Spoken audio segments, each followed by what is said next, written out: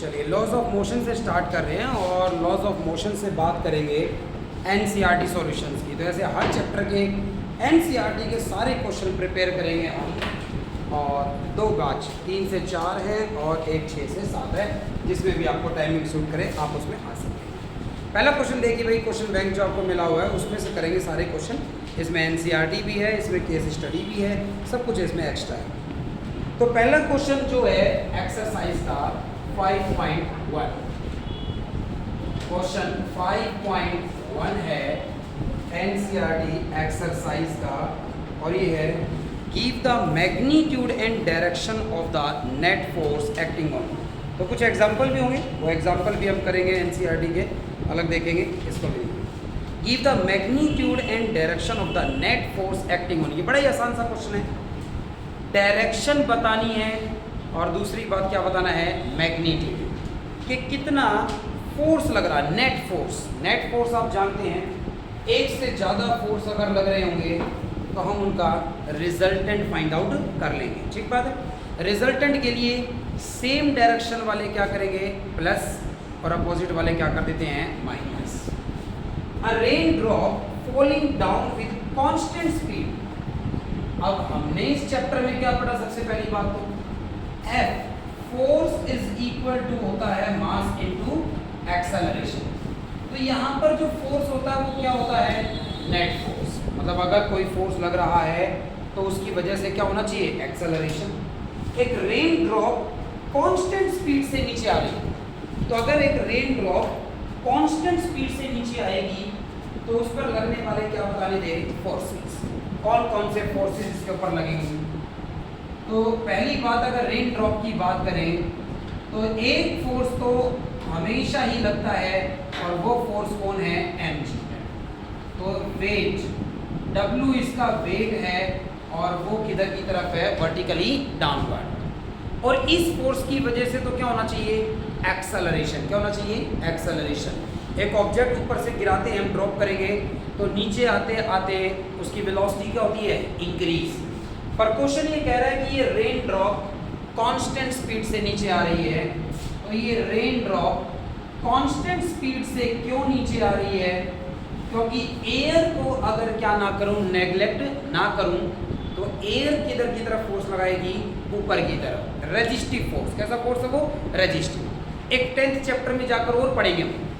जैसे किसी ऑब्जेक्ट को पानी के अंदर रखूं तो बाइंस फोर्स लगता है, कैसा फोर्स लगता है, बाइंस, अप थ्रस्ट। ऐसे ही एक और फोर्स लगता है जिसे हम कहते हैं विस्कस फोर्स। क्या होता है वो, विस्कस। फिलहाल इसका आंसर हम ऐसे दे देते हैं, विस्कस की बात अभी हमने कुछ ऐसा खास पढ़ी नहीं है, कि ये जब नीचे जाना चाहती है तो एयर की वजह से रेजिस्टिव फोर्स, हम ये कहेंगे रेजिस्टिव फोर्स लग रहा था, resistive force due to air friction. तो एयर की वजह से फोर्स किधर की तरफ लगेगा, ऊपर की तरफ लगेगा, और इस केस में क्या हो रहा है कि एयर वाला फोर्स और वेट दोनों क्या हो गए होंगे, इक्वल हो गए होंगे। क्या हो गए होंगे, इक्वल। और दोनों के इक्वल होने की वजह से नेट फोर्स क्या है, 0, ठीक बात है।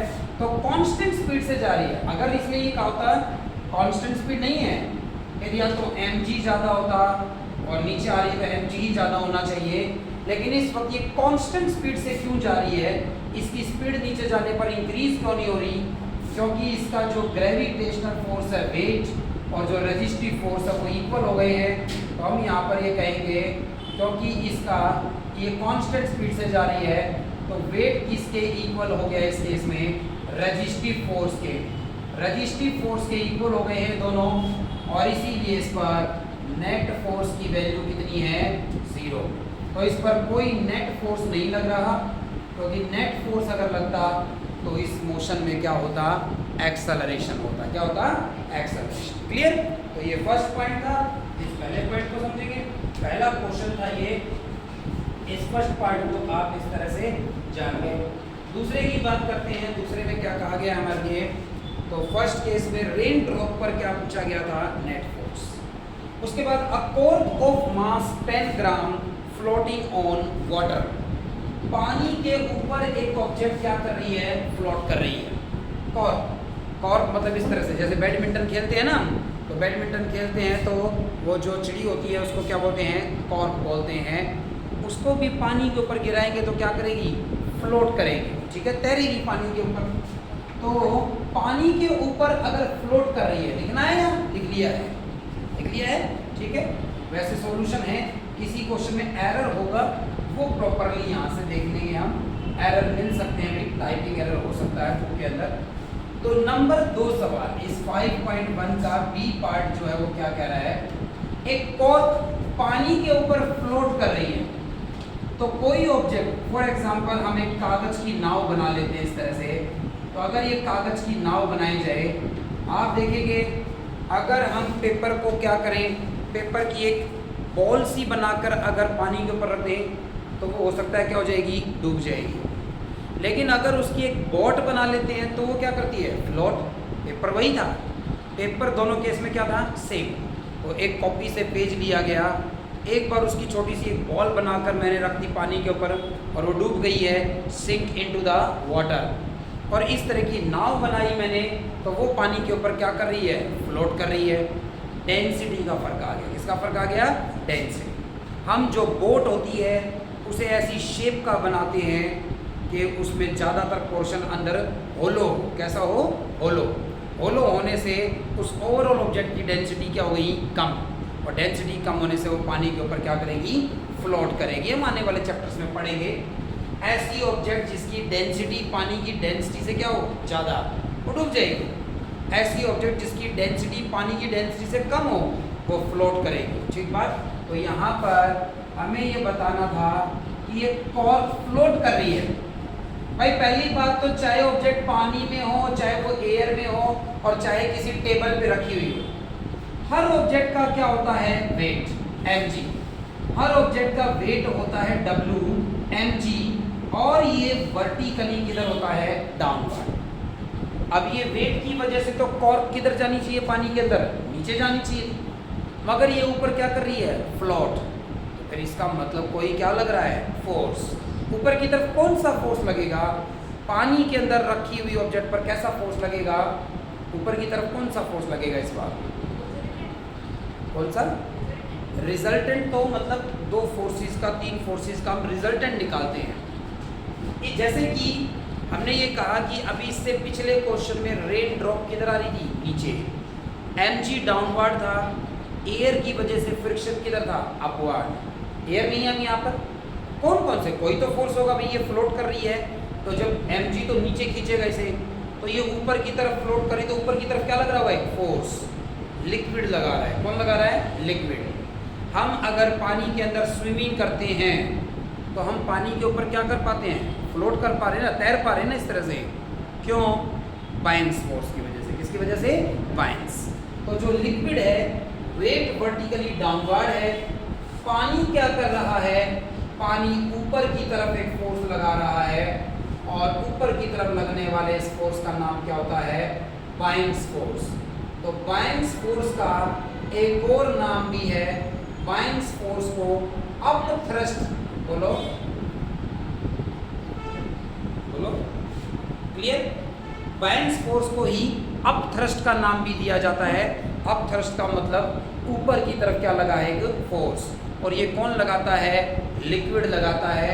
आने वाले चैप्टर में आर्किमिडीज प्रिंसिपल पढ़ेंगे ना जब हम, तब जानेंगे कि ये कितना लगता है।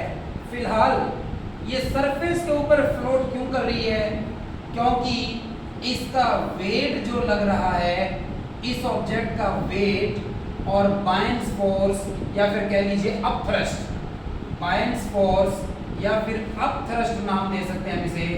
तो वेट तो डाउनवर्ड है, लेकिन लिक्विड क्या कर रहा है, इसके ऊपर एक अप थ्रस्ट लगा रहा है ऊपर की तरफ, और ये अप थ्रस्ट जो ऊपर की तरफ लग रहा है, ये दोनों इक्वल हो गए हैं, तभी तो ये फ्लोट कर रही है। और इसीलिए नेट फोर्स इस पर कितना है, 0 है। इस तरह से दोनों इक्वल हो गए हैं, तब ये फ्लोट कर रही है। अगर वेट ज़्यादा होता तो फिर ये ऑब्जेक्ट पानी के अंदर सिंक हो जाएगी, डूब जाएगी। जैसे कि एक पत्थर को पानी पे रखने की कोशिश करूं, पत्थर किधर जाएगा, नीचे, क्योंकि उस पर बायन्स फोर्स इतना नहीं लग रहा जितना इसका क्या है, वेट है। तो अपने वेट की वजह से ये नीचे चली जाएगी, डूब जाएगी। लेकिन एक जो है वो नाव बनाई थी कागज़ की, या जो कॉर्क का एग्जाम्पल हम पढ़ रहे थे, या फिर एक लकड़ी की बात करें, ये चीज़ें क्या करती हैं, इस पर पानी के ऊपर फ्लोट कर जाती हैं, क्योंकि बायनेंस फोर्स उतना लग रहा है जितना इसका क्या था, वेट था। तो इस केस का भी नेट फोर्स क्या रहा, 0 रहा। आइए बात समझ में, नेक्स्ट की बात पढ़ते हैं। और अगला पॉइंट क्या कहा गया है, a kite skilfully held stationary. एक पतंग उड़ा रहे हो आप, और वो पतंग जो है वो कैसी है, स्टेशनरी। सही बात। अगर सोचिए हम क्या करें, अगर एक जो पतंग है उसके रस्सी को अगर हम ढीला छोड़ेंगे मान लो, तो अगर लूज छोड़ देंगे तो एयर पतंग पर किधर फोर्स लगा रही है, ऊपर, और रस्सी अपोजिट डायरेक्शन में क्या लगा रही होगी, टेंशन। क्या लगा रही होगी, टेंशन। हम अगर रस्सी को लूज छोड़ देंगे, टेंशन कम हो जाएगी और हवा की वजह से पतंग किधर जाएगी, ऊपर। लेकिन इस वक्त जो क्वेश्चन में कहा गया है उस सिचुएशन पर फोकस करते हैं भाई, सिचुएशन पर फोकस करना जरूरी है। किस तरह की सिचुएशन दी गई है, काइट स्टेशनरी है। तो पहले 2-3 सवाल यहाँ पर ऐसे ही थ्योरेटिकल है जिनकी हम बात कर रहे हैं। क्वेश्चन ये सी पार्ट की बात कर रहे हैं। तो एक पतंग की जिसकी हम बात कर रहे हैं, उस काइट के ऊपर की तरफ फोर्स लगा रही है कौन, एयर। फोर्स की बात करें, फोर्स ड्यू टू एयर की वजह से फोर्स किधर की तरफ लग रहा है, ऊपर। जैसे पैराशूट, अगर हम एक छतरी लेकर अगर बाइक पर चल रहे हैं मान लो, तो छतरी उल्टी हो जाती है ना कई बार भाई, क्यों हो जाती है। अगर आप एक अम्ब्रेला लेकर दौड़ने भी लगोगे तो फिर भी वो कैसी हो जाएगी, उल्टी हो जाएगी, क्योंकि उसके अंदर एयर भरकर क्या लगाती है, फोर्स लगाती है, प्रेशर लगाती है। तो ऐसे ही अम्ब्रेला लेकर हम अगर नीचे की तरफ ऐसे खींचें तो एयर उस पर किधर की तरफ प्रेशर लगाएगी, ऊपर की तरफ। ठीक इसी तरह से पतंग पर भी, जैसे कि अगर एक पेपर, ये पेपर है इस तरह से, इस पेपर अगर मैं इस पेपर को इस तरह से धीरे से क्या करूं, ड्रॉप करूं, तो ये धीरे धीरे नीचे आएगा। तो इस वक्त फैन चल रहा है, अगर बाहर जाकर करें तो मैं इसे ड्रॉप करूंगा तो ये धीरे धीरे नीचे क्यों जाता है, क्योंकि एयर इस पर क्या लगाती है, प्रेशर लगाती है, फोर्स लगाती है इस तरह से। तो पतंग पर एयर ऊपर की तरफ क्या लगा रही है, प्रेशर लगा रही है। और ऐसे एग्जांपल लिया है मैंने कि बिल्कुल सीधी कर दी मैंने इस तरह से स्ट्रिंग जो है वो, तो फिर अपोजिट डायरेक्शन में स्ट्रिंग क्या लगाएगी, टेंशन। और इस वक्त जो ये काइट है ये स्टेशनरी क्यों है, नेट फोर्स क्या हो गया होगा, 0। भाई अगर नेट फोर्स लग रहा होता तो या तो ये नीचे आती और या फिर किधर जाती, ऊपर जाती। अगर ये स्टेशनरी है तो सीधी सी बात F इज इक्वल टू क्या होता है, ma। रेस्ट पर होने का मतलब एक्सेलरेशन कितना होगा, 0। और एक्सेलरेशन अगर इसका 0 होगा तो फिर फोर्स भी इस पर क्या लग रहा होगा, 0। तो जितना टेंशन लग रही है, जितना फोर्स ऊपर की तरफ लगाया है, फोर्स ड्यू टू एयर की वजह से जितना फोर्स ऊपर लग रहा है, इस वक्त उतना ही फोर्स नीचे की तरफ कौन लगा रही है, रस्सी, स्ट्रिंग के अंदर लग रहा है, धागे के अंदर लग रहा है, टेंशन फोर्स लग रहा है अपोजिट में। और एक बार फिर इसका नेट फोर्स हम क्या लिखेंगे, 0। तो इस वक्त इस पर भी कोई नेट फोर्स नहीं लग रहा। तो इस क्वेश्चन में हमसे ये पूछा गया है, डिफरेंट केसेस गिवन है और हमसे पूछा ये गया है कि नेट फोर्स बताइए कितना लग रहा है। और अब तक के 3 केस ऐसे थे। पहला, रेन ड्रॉप कांस्टेंट स्पीड से नीचे जा रही थी, कोई नेट फोर्स नहीं होगा। पर क्यों नहीं होगा, ये रीजन भी बता रहे हैं। ये mg डाउनवर्ड है और एयर फ्रिक्शन किधर की तरफ है, अपवर्ड। दूसरे केस में कॉर्क फ्लोट कर रही है तो उसका भी mg डाउनवर्ड है, बट बायनेंस फोर्स किधर लग रहा है, ऊपर की तरफ लग रहा है। ये काइट स्टेशनरी है तो फिर एयर ऊपर की तरफ फोर्स लगा रही है, तो स्ट्रिंग के अंदर अपोजिट डायरेक्शन में क्या लग रही है, टेंशन लग रही है। ये रीजन है इसके कि नेट फोर्स 0 क्यों है। तो नेक्स्ट केस की बात करते हैं और नेक्स्ट है a high speed electron in space.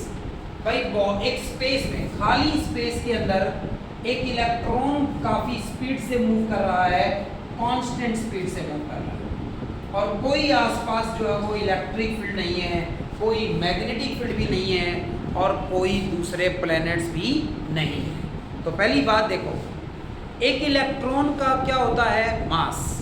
तो एक इलेक्ट्रॉन का कुछ मास होता है, तो इसकी वजह से दूसरी ऑब्जेक्ट्स क्या लगा सकती थी, ग्रेविटेशनल फोर्स। क्या लगा सकती थी, ग्रेविटेशनल। एक इलेक्ट्रॉन का कुछ मास होता है, तो इसका मतलब अर्थ हो गई या कोई दूसरी ऑब्जेक्ट हो गई, वो इस इलेक्ट्रॉन पर क्या लगा सकती थी, gravitational force.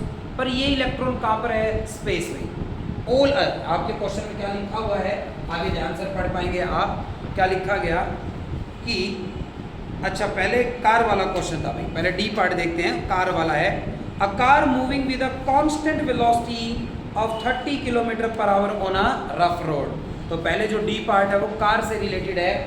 Car constant speed से चल रही है, तो फिर न्यूटन का लॉ बताता है कांस्टेंट स्पीड से अगर कोई ऑब्जेक्ट चलेगी तो फिर उसके ऊपर नेट फोर्स क्या होगा, 0।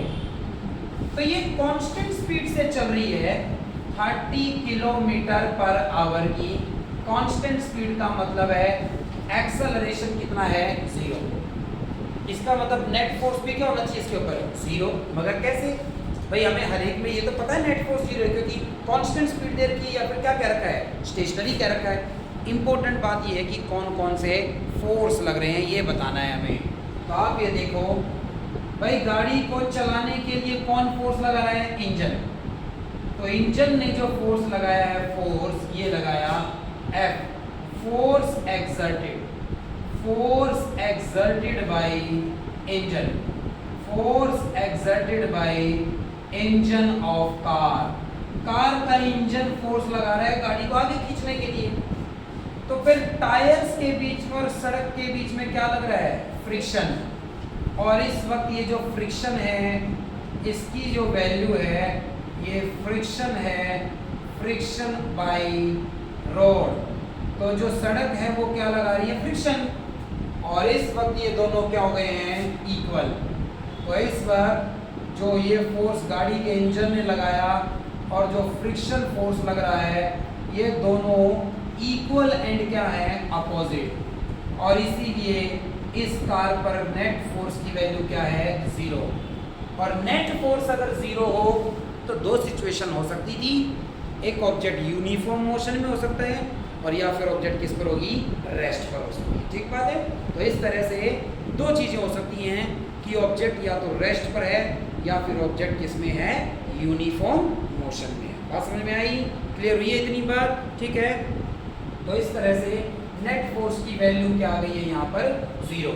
इस कार पर भी कोई नेट फोर्स तो लग रहे हैं, हमसे नेट फोर्स पूछा गया है, मतलब बहुत सारे फोर्सेस लग रहे हैं, बट उनका रिजल्टेंट कितना आ रहा है, 0 आ रहा है। आई बात समझ में। अगले पार्ट की बात करते हैं, और क्या कहा गया कि एक इलेक्ट्रॉन मूव कर रहा है स्पेस में। एक इलेक्ट्रॉन स्पेस में मूव कर रहा है, ये रब कर दूं, लिख लिया आपने सबने। तो ये इलेक्ट्रॉन जो है वो मूव कर रहा है नेक्स्ट पार्ट में, और आसपास कोई इलेक्ट्रिक फील्ड नहीं। पहले मैं बताता हूँ भाई आपको, 12th क्लास का पहला चैप्टर होगा ये, इलेक्ट्रिक फील्ड की क्या बात है। चार्ज पार्टिकल दो तरह के होते हैं, या तो पॉजिटिव चार्ज या फिर नेगेटिव चार्ज। इलेक्ट्रॉन पर नेगेटिव चार्ज होता है और प्रोटॉन पर कैसा होता है, पॉजिटिव। न्यूट्रॉन पर कोई चार्ज नहीं होता। ये जो इलेक्ट्रॉन प्रोटॉन होते हैं, मतलब पॉजिटिव और नेगेटिव चार्ज जो होते हैं, ये क्या प्रोड्यूस करते हैं, इलेक्ट्रिक फील्ड। क्या प्रोड्यूस करते हैं, इलेक्ट्रिक। मतलब ये किसी दूसरे पर क्या लगा सकते हैं, फोर्स। तो ये इलेक्ट्रिक फील्ड प्रोड्यूस करते हैं। ऐसे ही मैग्नेट्स की बात करें, 10th क्लास में पढ़ा आपने, मैग्नेट में एक नॉर्थ पोल होता है और एक क्या होता है, साउथ पोल। वो मैग्नेटिक फील्ड प्रोड्यूस करते हैं। जो लाइंस नॉर्थ से किधर जाती है, साउथ। तो वो जो लाइंस ड्रॉ करते थे हम, मैग्नेटिक फील्ड लाइंस, यानी वो मैग्नेटिक फील्ड लाइंस ये बता रही हैं कि जहाँ पर वो लाइंस बनाते हैं हम, वहाँ अगर कोई दूसरी मैग्नेट आ जाए तो फिर इन दोनों के बीच में क्या लगेगा, फोर्स लगेगा। ऐसे ही एक चार्ज के आसपास अब क्या ड्रॉ करते हैं, इलेक्ट्रिक फील्ड ड्रॉ करते हैं। और उस फील्ड में अगर कोई पार्टिकल आएगा तो उस पार्टिकल पर भी क्या लगेगा, फोर्स लगेगा। तो जो इलेक्ट्रॉन मूव कर रहा है इस वक्त, इस आखिरी पार्ट के अंदर एक इलेक्ट्रॉन मूव कर रहा है। तो ये जो इलेक्ट्रॉन कुछ स्पीड से चल रहा है और कोई मटेरियल्स नहीं है, मटेरियल्स का मतलब कोई दूसरी ऑब्जेक्ट आसपास नहीं है, ये बहुत दूर चला गया हमारी अर्थ से। तो नंबर एक बात, अब कोई दूसरी ऑब्जेक्ट नहीं है तो इसके ऊपर ग्रेविटेशनल फोर्स भी नहीं लग सकता। कोई इलेक्ट्रिक फील्ड नहीं है तो यानी कोई दूसरा चार्ज भी नहीं है आसपास, ना पॉजिटिव ना नेगेटिव, जो इसके ऊपर क्या लगा सके, फोर्स। भाई पॉजिटिव पॉजिटिव को क्या करता है, रिपेल, नेगेटिव नेगेटिव को क्या करता है, रिपेल, और एक पॉजिटिव नेगेटिव को क्या करता है, अट्रैक्ट। कोई इलेक्ट्रिक फील्ड यहाँ नहीं होने का मतलब इसके आसपास कोई दूसरा चार्ज नहीं है, तो इसका मतलब कोई चार्ज भी नहीं है जो इसके ऊपर फोर्स लगा सके। कोई मैग्नेटिक फील्ड भी यहाँ नहीं है, इसका मतलब इसके आसपास कोई मैग्नेट भी नहीं है जो इसके ऊपर क्या लगा सके, फोर्स लगा सके। ना ग्रेविटेशनल फोर्स, ना ही इलेक्ट्रोस्टैटिक, इलेक्ट्रोस्टैटिक का मतलब जो चार्जेस लगाते हैं, ना ग्रेविटेशनल फोर्स, ना इलेक्ट्रोस्टैटिक फोर्स, ना मैग्नेटिक फोर्स। इसके अलावा ये किसी के कांटेक्ट में नहीं है तो कोई फ्रिक्शन फोर्स भी नहीं है, वहाँ स्पेस में कोई एयर भी नहीं है तो कोई रेजिस्टिव फोर्स भी नहीं है, और इसका मतलब इस पर कोई एक्सटर्नल फोर्स नहीं लग रहा, तो फिर इसका नेट फोर्स क्या रहेगा, जीरो।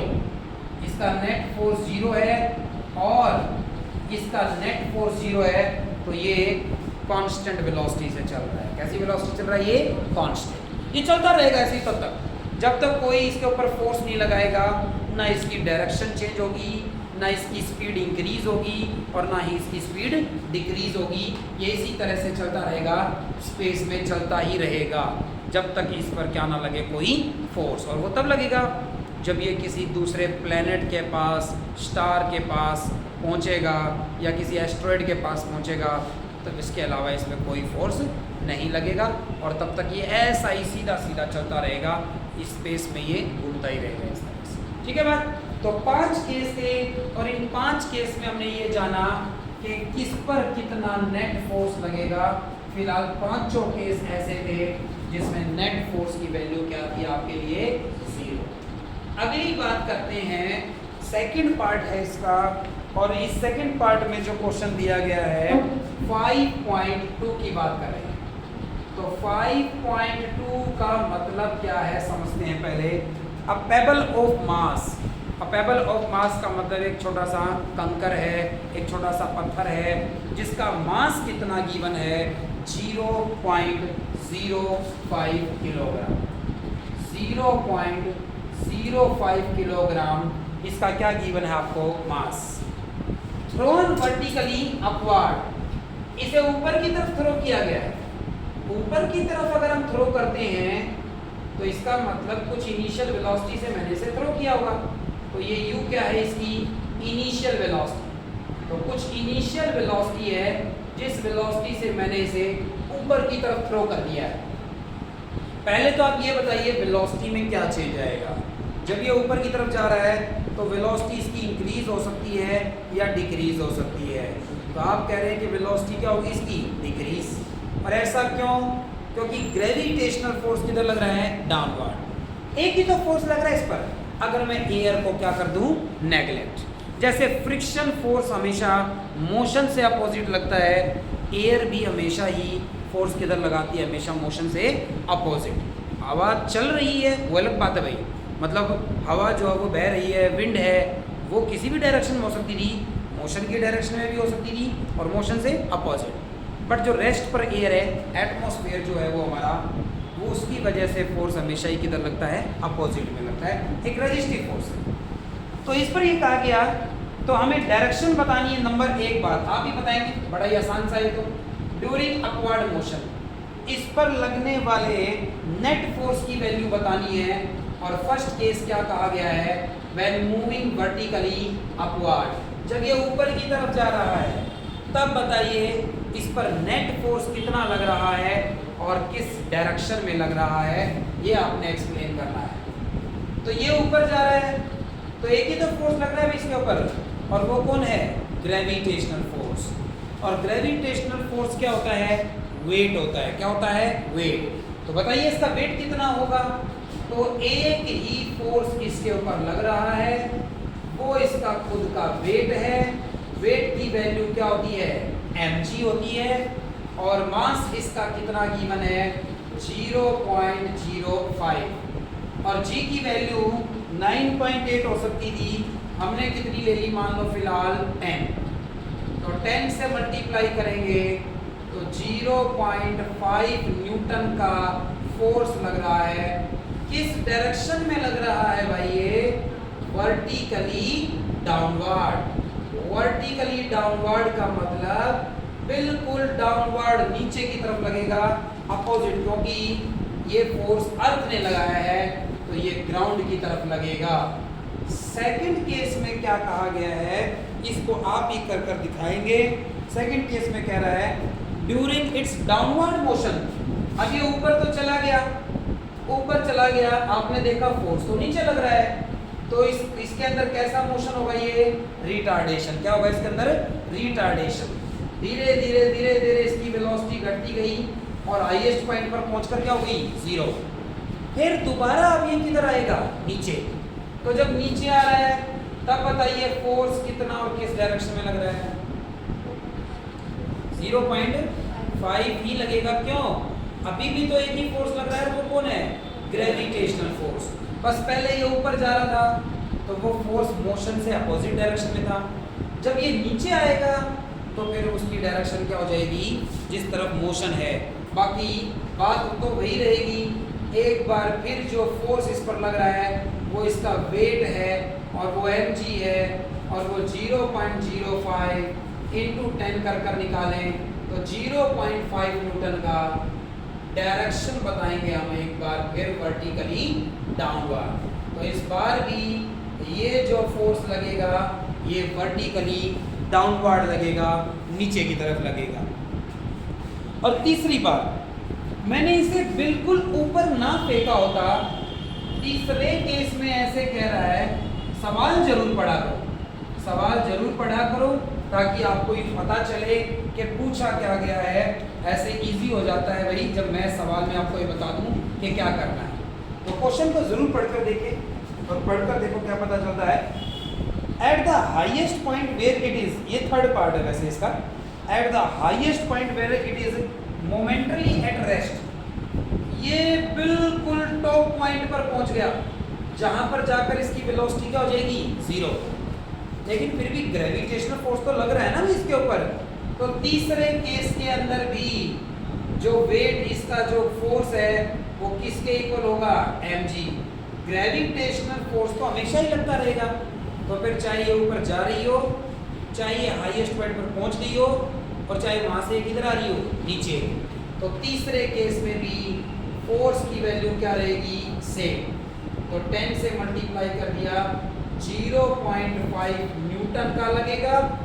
और आप ये बता सकते हैं कि ये वर्टिकली डाउनवर्ड लगेगा, तो ये वर्टिकली डाउनवर्ड लगेगा भाई। तीनों केस में किधर लगा? Vertically downward. अगले में इसमें थ्योरेटिकल क्वेश्चन पूछा है आपसे, और उसमें ये कह रहा है do your answers change if the pebble was thrown at an angle of 45 degree with the horizontal.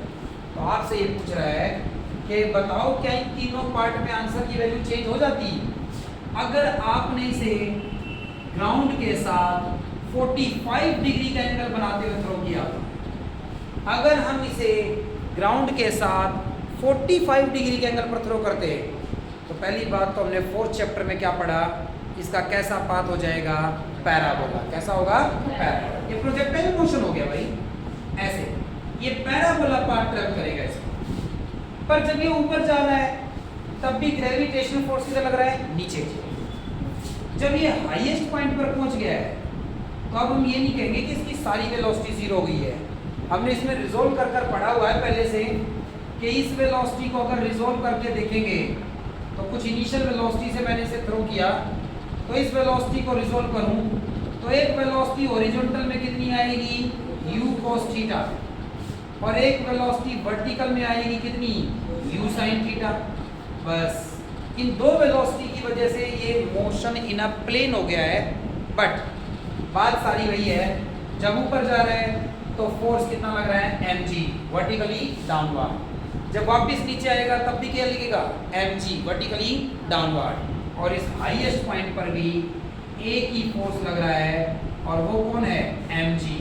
हाँ, बस ये है कि इस हाईएस्ट पॉइंट पर सारी वेलोसिटी जीरो नहीं हुई, हॉरिजॉन्टल वाली वेलोसिटी की वैल्यू क्या रहेगी, कांस्टेंट। पूरे मोशन में क्या रहती है, ये कांस्टेंट रहती है। ठीक है, तो इसकी बात भी जान लेंगे हम आगे, कोई दिक्कत नहीं है। ये चौथे चैप्टर के क्वेश्चन करेंगे तो प्रोजेक्टाइल दोबारा पढ़ लेंगे हम और कोई प्रॉब्लम नहीं आएगी। इन बैच में लगातार आते रहिए, बस आप मिस मत करिए। और जो रेगुलर है उसमें भी तो उस पर टॉपिक पढ़ते रहिए। इसमें एनसीईआरटी प्लस एक्स्ट्रा सारे करेंगे इसके अंदर, तो इनको अच्छे से समझते रहिए। तो भाई इस फाइनल बात का आंसर लिख दीजिए, know the answer remains same.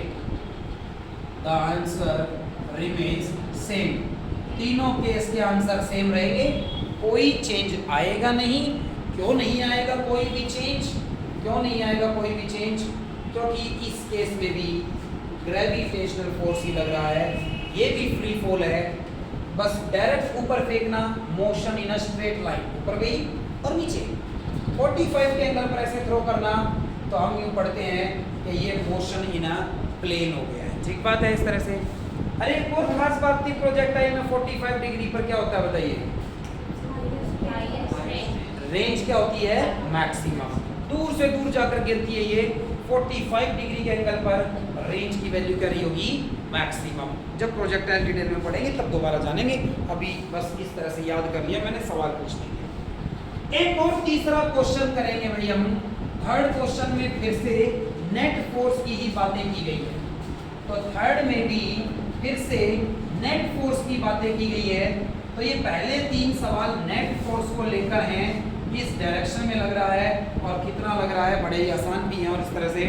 तो बात करते हैं भाई क्वेश्चन नंबर 5.3। तो जो क्वेश्चन नंबर 5.3 है, इस 5.3 के फर्स्ट पार्ट में बात करते हैं। और क्या पूछा गया था? Magnitude and direction of net force acting on a stone. एक पत्थर है भाई, और उस पत्थर का क्या गिवन है हमें? मास। और इसका मास कितना गिवन है हमें? 0.1 kg। तो 0.1 kg का मास है किसका? एक स्टोन का। और 4 केस हैं इसके अंदर। तो ये आप मान लीजिए आप एक ट्रेन में जा रहे हैं और ट्रेन की खिड़की पे बैठे हैं और खिड़की से एक पत्थर को ड्रॉप करने की क्या हो रही है? बात चल रही है। ठीक है, तो एक ट्रेन मान लेते हैं भाई, एज्यूम कर लेते हैं इस तरह से कि एक ट्रेन जो चल रही होगी उसकी विंडो से एक पत्थर को ड्रॉप करने की बात हो रही है। तो फिर कैसा जो है वो इसका मोशन होगा, ये हमें इतनी बातें बतानी है। तो एक विंडो से स्टोन को ड्रॉप करने की बात है अलग अलग सिचुएशन में। तो अलग अलग सिचुएशन में बात करी जा रही है इसकी। तो देखिए भाई, नंबर 1 बात, just after it is dropped from the window of a stationary train. Train किस पर है? रेस्ट पर। तो जो ट्रेन रेस्ट पर है, तो इसका मतलब जब ये मोशन में नहीं है, तो फिर इस यहाँ से एक अगर स्टोन को ड्रॉप किया जाएगा तो भाई एक ही तो फोर्स लगेगा इसके ऊपर, और वो कौन सा होगा? Gravitational force. कौन सा होगा? ग्रेविटेशनल। और ग्रेविटेशनल फोर्स किधर की तरफ होगा? Vertically downward. तो ग्रेविटेशनल फोर्स होगा वर्टिकली डाउनवर्ड। और ये जो वेट होगा इसका, W की वैल्यू कितनी होगी? mg। तो W की वैल्यू mg के इक्वल होगी। तो इसका मास 0 पॉइंट कितना है? 1। और g की वैल्यू अगर 10 ले ली जाए तो 1 न्यूटन का क्या लगेगा? फोर्स।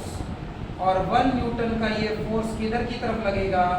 वर्टिकली डाउनवर्ड लगेगा ये फोर्स, वर्टिकली डाउनवर्ड लगेगा ये फोर्स। और इस केस में और कोई फोर्स नहीं है भाई, क्योंकि ट्रेन भी किस में नहीं है? मोशन में नहीं है। तो सिर्फ विंडो से ड्रॉप करने का मतलब ये तो बिल्कुल ऐसे है जैसे हमने किसी हाइट से एक स्टोन को क्या कर दिया? ड्रॉप कर दिया, नीचे जाएगा सीधा, और जो एक ही फोर्स लग रहा था, और वो फोर्स कौन था? Gravitational force. क्लियर इतनी बात? और सोचते हैं दूसरा question, just after it is dropped from the window of a train running at a constant velocity. तो इस बार जो ट्रेन है वो 36 किलोमीटर पर आवर की स्पीड से क्या चल रही है? हॉरिजॉन्टल डायरेक्शन में चल रही है कांस्टेंट स्पीड से, कांस्टेंट स्पीड से चल रही है, तो फिर बताइए भाई अब की बार फोर्स किस डायरेक्शन में लगने वाला है। तो पहले ट्रेन किस पर थी, रेस्ट पर। तो ट्रेन अगर रेस्ट पर थी तो मैंने जब ड्रॉप किया तो इनिशियल वेलोसिटी क्या थी, 0। ग्रेविटेशनल फोर्स नीचे खींचेगा तो ये सीधी डाउनवर्ड आई और एक ही फोर्स था mg लग रहा था। अब ये कांस्टेंट स्पीड से चल रही है। पहले तो बताओ क्या ट्रेन पर कोई नेट फोर्स लग रहा है, वो कांस्टेंट स्पीड से चल रही है ट्रेन में। ट्रेन का इंजन फोर्स लगा रहा है आगे की तरफ और जो पटरियां हैं वो क्या लगा रही होंगी, फ्रिक्शन फोर्स। कांस्टेंट स्पीड से अगर ट्रेन चल रही है तो इसका मतलब कोई नेट फोर्स नहीं लग रहा। बस हम ये कह सकते हैं कि जो स्टोन लेकर आप बैठे हो वो भी ट्रेन के साथ कैसे मोशन में है, हॉरिजॉन्टल मोशन में। कैसे में है, हॉरिजॉन्टल। लेकिन जैसे ही मैं उसे क्या करूँगा, ड्रॉप, तो फिर ड्रॉप करने के बाद सिर्फ एक ही फोर्स लग रहा है उसके ऊपर, और वो कौन है, ग्रेविटेशनल फोर्स। कौन सा फोर्स है वो, बस इस बार पहले वाले से क्या अलग होगा ये बताइए आप। फर्स्ट केस में ट्रेन किस पर थी, रेस्ट पर। मैंने स्टोन को ड्रॉप किया, स्टोन सीधा नीचे गया वर्टिकली डाउनवर्ड। अब ट्रेन किस में है, मोशन में है, तो इस बार क्या अलग होगा ये बताइए। मोशन इनर्शिया रहेगा हॉरिजॉन्टल में। भाई इस बार पहले इनिशियल हॉरिजॉन्टल में कोई वेलोसिटी नहीं थी, सिर्फ एक ग्रेविटेशनल फोर्स लगा था। इस बार हम ये कहेंगे कि जब मैंने स्टोन को ड्रॉप किया तब ये ऑलरेडी किस में चल रहा था, हॉरिजॉन्टल में। बट हॉरिजॉन्टल में एक्सेलरेशन की वैल्यू क्या है, 0। तो फिर फोर्स इज इक्वल टू होता है mass into acceleration.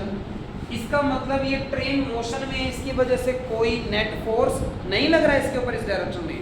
Constant speed से चल रही है। कैसी स्पीड से चल रही है, कांस्टेंट। भाई कांस्टेंट स्पीड से अगर ट्रेन चल रही है तो फिर कोई नेट फोर्स तो लग ही नहीं रहा, क्योंकि हॉरिजॉन्टल में अगर नेट फोर्स होता तो या तो ट्रेन एक्सेलरेट हो रही होती, स्पीड इंक्रीज हो रही होती, या फिर ट्रेन की जो है वो स्पीड क्या हो रही होती, डिक्रीज हो रही होती। ठीक बात।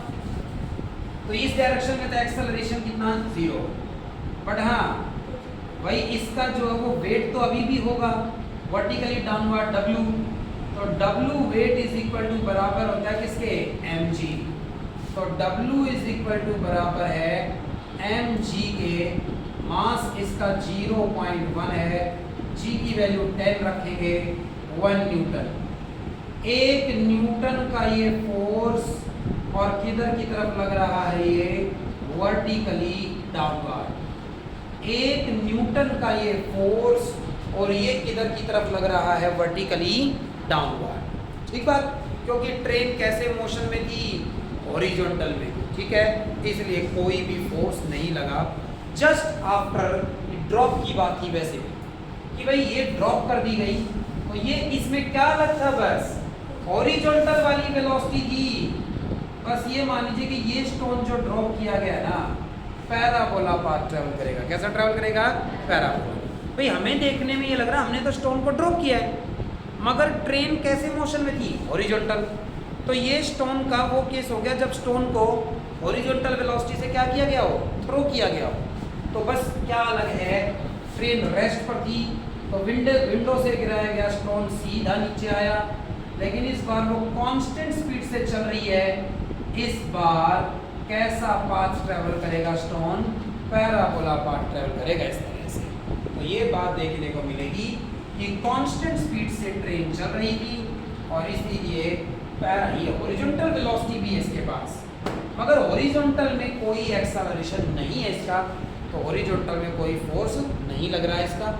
हाँ, हॉरिजॉन्टल में स्पीड इंक्रीज हो रही होती या डिक्रीज हो रही होती, फिर हम ये कहते हैं कि क्या लग रहा है, फोर्स। वैसे भी ट्रेन से गिरने के बाद हॉरिजॉन्टल में इस पर कोई फोर्स नहीं लगना, सिर्फ एक ही फोर्स लगेगा, तो वो कौन होगा, वर्टिकली डाउनवर्ड। ठीक है, नेक्स्ट केस की बात करते हैं इसके, और इसके नेक्स्ट केस में क्या कहा गया है आपको। नेक्स्ट केस में कहता है just after it is dropped from the window of a train accelerating with 1 metre per second square. इस बार जो ट्रेन है वो क्या हो रही है, एक्सेलरेट। जो ट्रेन है वो एक्सेलरेट हो रही थी इस बार, तो ट्रेन की स्पीड अगर क्या कर रहे हो आप, इंक्रीज, तो ट्रेन एक्सेलरेट हो रही है इस बार। अगर ट्रेन इस डायरेक्शन में कुछ ए एक्सेलरेशन से आगे जा रही है तो फिर तो नेट फोर्स लग रहा है। क्या लग रहा है, नेट। अगर ट्रेन एक्सेलरेट हो रही है तो इसका मतलब इंजन ज्यादा फोर्स लगा रहा है, किससे, फ्रिक्शन फोर्स से, एक नेट फोर्स लग रहा है। कैसा लग रहा है, एक नेट। तो फिर ये जो स्टोन है जो मैंने आपने हैंड में होल्ड किया हुआ है, ट्रेन अगर एक्सेलरेट हो रही है तो हमारी बॉडी भी क्या हो रही है, एक्सेलरेट हो रही है, तो फिर ये स्टोन भी क्या हो रहा है, एक्सेलरेट। तो फिर तो जिस डायरेक्शन में ये ट्रेन एक्सेलरेट हो रही है, स्टोन के ऊपर भी फोर्स लग रहा है एक, और वो क्या होगा, m क्या है, मास, और a क्या है, ट्रेन का एक्सेलरेशन। जितने एक्सेलरेशन से ट्रेन चल रही है उस पत्थर में भी उतना ही एक्सेलरेशन होना चाहता है। मास कितना था, 0.1, और एक्सेलरेशन कितना है ट्रेन का, 1, तो ये फोर्स कितना लगा, 0.1 न्यूटन का लगा। किस डायरेक्शन में लगा भैया, ये किस डायरेक्शन में लगा, in the direction of motion, in the direction of motion of train. जिस डायरेक्शन में ट्रेन जा रही है उसी डायरेक्शन में ये फोर्स लगा है। पर ये बस तब लग रहा है जब तक मैंने क्या नहीं किया, उसे ड्रॉप नहीं किया है। क्या नहीं किया है, ड्रॉप।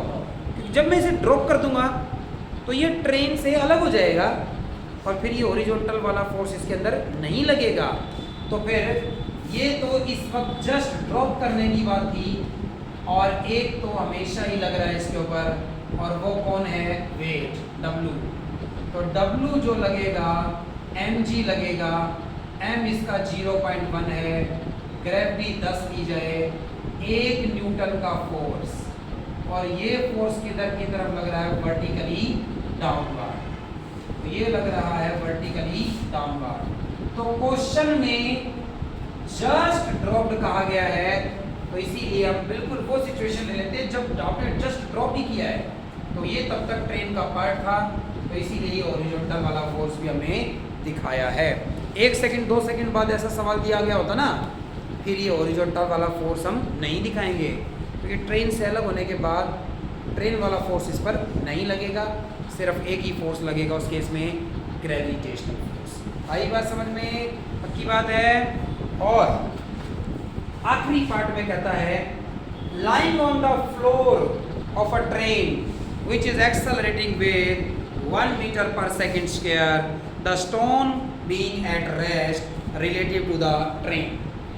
तो ये क्या कर दिया मैंने, अब ट्रेन के फ्लोर पे रख दिया, इसे मैंने ट्रेन के फ्लोर पर रख दिया, और ट्रेन क्या हो रही है, एक्सेलरेट हो रही है। क्या हो रही है, ट्रेन एक्सेलरेट। ट्रेन मैं आपको ये दिखाता हूँ कि जब एक्सेलरेट होगी, पहले जब आपने इसे अपने हाथ में पकड़ा हुआ था तो ये ट्रेन के साथ मूव कर रहा था, लेकिन अगर नीचे सरफेस पर रख दें तो ट्रेन अगर स्पीड आगे की तरफ इंक्रीज करेगी तो ये बॉल किधर की तरफ जाना चाहेगी, पीछे की तरफ। किधर की तरफ जाएगी, पीछे। जैसे कभी कभी आप डीटीसी बस में गए होंगे, बस में आपने ऐसा ऑब्जर्व किया होगा कि जैसे ही बस के ब्रेक्स लगते हैं दरवाज़ा खुल जाता है, और जैसे ही स्पीड दोबारा से बढ़ाते हैं ब्रेक्स, दरवाज़ा दोबारा से क्या हो जाता है, बंद। क्योंकि जब स्पीड इंक्रीज होती है तो फिर अंदर हमारे ऊपर भी किधर की तरफ जब लगता है, पीछे, हम पीछे की तरफ जाते हैं उतने एक्सेलरेशन से। और जब ब्रेक्स लगते हैं तो रिटार्डेशन हो रहा है, तब हमारी बॉडी उतनी एक्सेलरेशन से किधर जाना चाहती है, आगे। तो आप पहले तो ये सोचिए कितने फोर्स लग रहे हैं, पहले आप ये बताइए मुझे कौन कौन से फोर्सेस लग रहे हैं इसके ऊपर, ये सोचना है हमें। तो ट्रेन कुछ एक्सेलरेशन से किधर जा रही है, आगे। ये एक्सेलरेशन से अगर ट्रेन आगे जाएगी तो ऐसे सोचिए कि इस तरह से ये क्या है, एक बॉल थी या वो स्टोन था, मान लीजिए सर्कुलर मान लिया मैंने सर। तो नंबर 1 बात, इसका वेट किधर की तरफ है, वर्टिकली डाउनवर्ड। इसका वेट वर्टिकली डाउनवर्ड है, इस बार ये एयर में नहीं है भाई। पहले क्वेश्चन में मैं इसे ड्रॉप कर रहा था, दूसरे क्वेश्चन में मैं इसे ड्रॉप कर रहा था, और तीसरे क्वेश्चन में भी मैं इसे क्या कर रहा था, ड्रॉप कर रहा था। तो ये mg था, लेकिन कोई रिएक्शन तो नहीं दिखाया था। इस बार तो ये इसके सरफेस पर रखा गया है, तो ये इसके सरफेस पर रखा गया है, तो फिर ये सरफेस से परपेंडिकुलर क्या लगेगा, रिएक्शन फोर्स। सरफेस से परपेंडिकुलर क्या लगेगा, रिएक्शन फोर्स। सही बात। और r किसके इक्वल होगा, mg के। तो r इक्वल टू होगा mg के। इन दोनों ने आमने सामने वाले दो फोर्सेस ने एक दूसरे को क्या कर लिया, बैलेंस। जब कुछ एक्सेलरेशन से ट्रेन आगे भागेगी, उस एक्सेलरेशन की वजह से इस पर फोर्स किधर की तरफ लगेगा, अपोजिट में। सही बात है। ऐसे कॉपी पर करके दिखाता हूँ मैं आपको, एक बार दिखाना भाई ये, कि इस तरह से मैं आपको करके दिखाता भी हूँ कि मान लीजिए ये इस पे ऊपर मैंने क्या रखा था, ये एक ऑब्जेक्ट रखी है जो ये आसानी से मूव कर सकती है क्योंकि ये सिलेंड्रिकल है।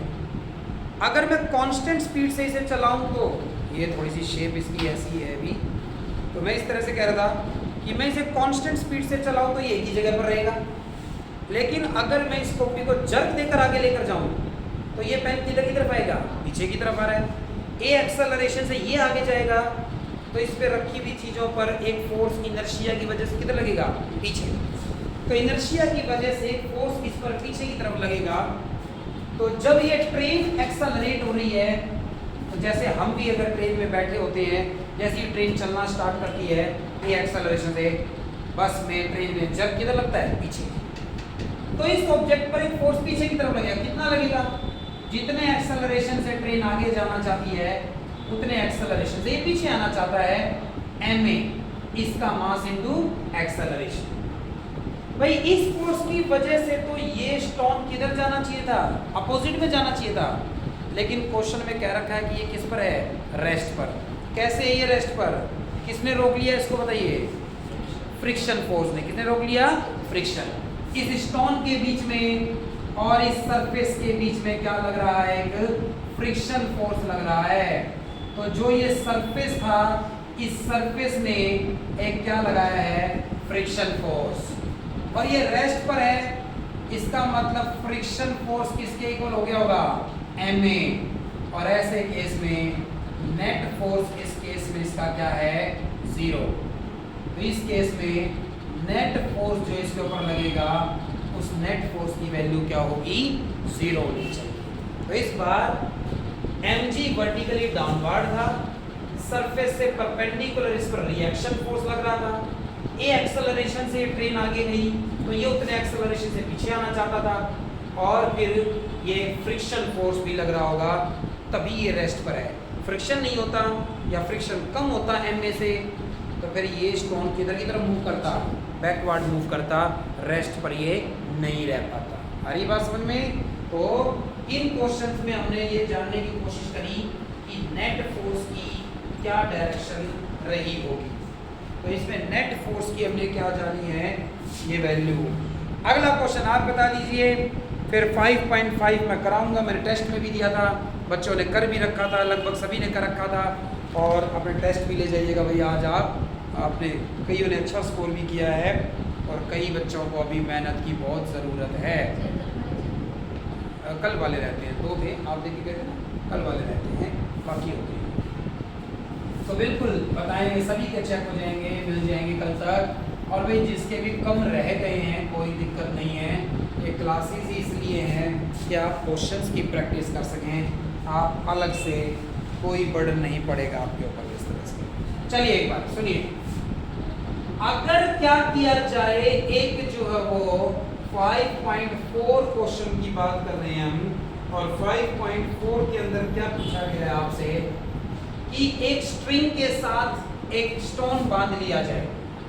तो बिल्कुल इस तरह से, ये एक स्टोन है इस तरह से, और ये जो स्टोन है इस तरह से, इसकी अगर हम बात करें तो इसे रस्सी से बांधकर एक सर्कल में घुमाया जा रहा है इस तरह से। तो इसे रस्सी से बांधकर इसे क्या किया जा रहा है, एक सर्कल में मूव कराया जा रहा है। ठीक बात।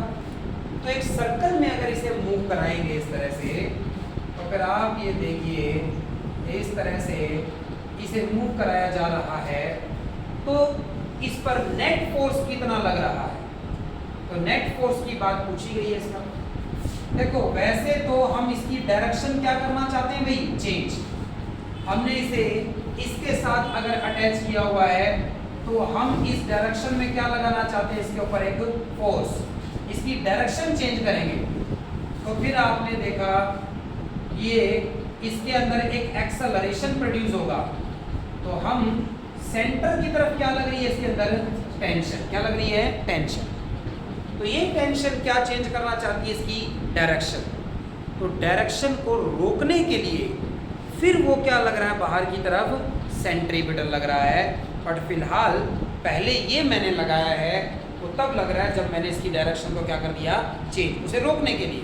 तो डायरेक्शन चेंज करने के लिए मैं ये फोर्स लगा रहा हूँ, और इसीलिए हम ये कहेंगे कि नेट फोर्स सेंटर की तरफ कितना लग रहा है, टी टेंशन के बराबर लग रहा है। किसके बराबर लग रहा है, टी। जब ये टेंशन इसकी डायरेक्शन को चेंज करने की क्या कर रही है, कोशिश, तो उस डायरेक्शन को रोकने के लिए बाहर की तरफ लग रहा था, वो बाद का एक्शन है। फिलहाल सेंटर की तरफ सिर्फ एक फोर्स लग रहा है, और वो क्या था, टेंशन। तो इसमें नेट फोर्स पूछा जाएगा अगर हमसे, तो हम कहेंगे नेट फोर्स कितना लग रहा है, टी टेंशन के ऊपर लग रहा है। क्लियर बात इस तरह से। अगला सवाल कर दीजिए, बाकी नेक्स्ट क्लास में करेंगे। 5 सवाल हो जाएंगे आज, और ये थोड़े थ्योरेटिकल थे तो समय ज़्यादा लगा। अगली बार हम और ज़्यादा क्वेश्चंस कर पाएंगे, अगले लेक्चर में और ज़्यादा क्वेश्चन कर पाएंगे। और बताइए, और ये टी की वैल्यू कितनी है ये बता सकते हैं। मतलब एक ऑप्शन सिलेक्ट करना था, ये देखो ये टी टेंशन सेंटर की तरफ लगानी क्यों पड़ती है, क्योंकि बाहर की तरफ क्या लगता है कि सेंट्रीफ्यूगल, और उसका फॉर्मूला क्या होता था, mv²/r। फिलहाल जितनी इस रस्सी की लेंथ है वही हमारे लिए क्या हो जाएगा, रेडियस। तो फिर mv² क्या लिख सकते हैं, l। तो सेंटर की तरफ एक फोर्स लग रहा है, टेंशन, और उसकी वैल्यू किसके इक्वल है, mv²/l के इक्वल है। इतना नेट फोर्स इसके ऊपर लग रहा है, इतना लगाएंगे तभी तो इसकी क्या चेंज कर पाएंगे, डायरेक्शन चेंज कर पाएंगे। अब करिए नेक्स्ट क्वेश्चन। क्वेश्चन नंबर कौन सा है अब आपके लिए, 5.5। तो फोर्स गिवन है, मास गिवन है, वेलोसिटी गिवन है, टाइम कितना लगेगा रेस्ट पर आने में, ये पूछा है। क्वेश्चन नंबर 5.5 की बात कर रहे हैं। तो क्वेश्चन नंबर 5.5 की बात कर रहे हैं, और देखिए क्या कहता है question number 5.5। Question number 5.5 NCERT exercise से ये कहा गया है कि एक ऑब्जेक्ट पर फोर्स कितना लगाया गया है, 50 न्यूटन, और इस ऑब्जेक्ट का मास कितना गिवन है आपको, 20 किलोग्राम। तो ये कहा गया है अगर ये ऑब्जेक्ट ऑलरेडी 15 मीटर पर सेकेंड की स्पीड से चल रही है तो रेस्ट पर आने में कितना टाइम लेगी। रेस्ट पर आने का मतलब फाइनल वेलोसिटी क्या करनी है, 0, और इस वेलोसिटी को 0 करने में टाइम कितना लगेगा, ये बात पूछी गई है हमसे। तो इस बात को एक्सप्लेन करने के लिए भाई हमें v पता है, u पता है, टाइम निकालना हो, तो बात चली गई है पुराने चैप्टर्स पर, और हमें ज़रूरत है न्यूटन के इक्वेशन। न्यूटन की इक्वेशन में लेकिन किसकी ज़रूरत होती है हमें, एक्सेलरेशन की। क्या चाहिए, एक्सेलरेशन। एक्सेलरेशन कैसे आ सकता है, फोर्स गिवन है, मास गिवन है, एक्सेलरेशन कैसे आ सकता है इन दोनों से। ये पूरा चैप्टर इसी फॉर्मूले पर तो बेस्ड है, फोर्स इज इक्वल टू किसके होता है, मास इनटू एक्सेलरेशन। फोर्स लगाया गया 50, मास की वैल्यू थी 20, एक 0 से एक 0 कट गई, एक्सेलरेशन आया 50/20 यानी 5/2, मतलब 2.5 मीटर पर सेकेंड स्क्वायर। ये मैंने सिर्फ और सिर्फ क्या फाइंड आउट कर लिया, मैग्नीट्यूड। वैसे रोकना है तो मैं फोर्स को माइनस का पुट कर सकता था, जिससे एक्सेलरेशन कैसा जाता, माइनस का, कोई दिक्कत नहीं। यहाँ तो मैंने सिर्फ क्या फाइंड आउट कर लिया, मैग्नीट्यूड। पर मुझे पता है कि इनिशियल वेलोसिटी 15 से 0 करनी है, इसका मतलब ये कैसा मोशन है, रिटार्डेशन है ये। v is equal to u plus क्या लगाएंगे, AD, final velocity 0, initial 15 minus का एक्सेलरेशन पुट करेंगे, ठीक बात। और क्या फाइंड आउट करना है हमें, टाइम। 15 उधर जाकर माइनस हो जाएगा और minus 2.5 t and t is equal to minus 50 divide में माइनस 2.5, माइनस से माइनस कैंसिल, नीचे डेसिमल हटाओगे तो ऊपर कितना हो जाएगा 150 और 25 को 6 से मल्टीप्लाई करूँगा तो 150 आएगा। 6 सेकंड में गाड़ी किस पर आ जाएगी, रेस्ट पर आ जाएगी। क्लियर है बात। अगले 5 सवाल, ज़्यादा नहीं भाई, अगले 5 सवाल को पढ़ने की कोशिश जरूर करे हर बच्चा, बस ये सोचकर कि जब हम खुद से भी करेंगे तो कुछ अलग ही बात होगी भाई। बाकी ये टाइम मैंने आपके लिए इसीलिए रखा है कि अगर आप घर पे बिल्कुल समय नहीं निकालते हैं कुछ अपने लिए तो आप यहाँ से सीख पाएंगे।